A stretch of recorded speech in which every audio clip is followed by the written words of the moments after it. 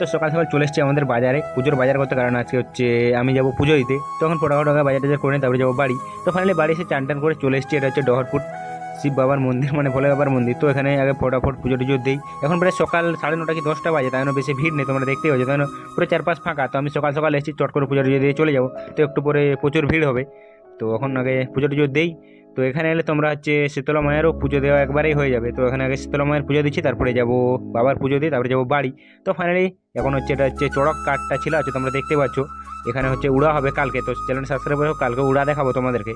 তো চ্যানেলটি অবশ্যই সাবস্ক্রাইব করে রাখো। তো ফাইনালি বাড়ি চলে এসেছি, তো এসে এখন প্রসাদ খাচ্ছি, তখন ফটাফট প্রসাদ খাই। তারপরে কোন দিকে যাবো সেটাও তোমাদেরকে দেখাবো, কোথায় যাচ্ছি আমি। তো ফাইনালি তারপরে একটু চলে এসেছিলাম লস্যি খেতে, কারণ প্রচুর গরম, তো তাই নেই। আর এখানে লস্যি ঠিকঠাকই বানায়, তোমরা কেউ এসলে খেতে পারো। এটা হচ্ছে নারায়ণগড় টার্নিং, এটা সেখানে লস্যি খেতে এসেছি। তারপর ফাইনালি রাত হয়ে গেছে, এখন এসেছিলাম কাছে পড়ে দেখতে, আর গাছে আগুন লেগেছে, নিচে আগুন জ্বালিয়েছে, উপরে লেগেছে।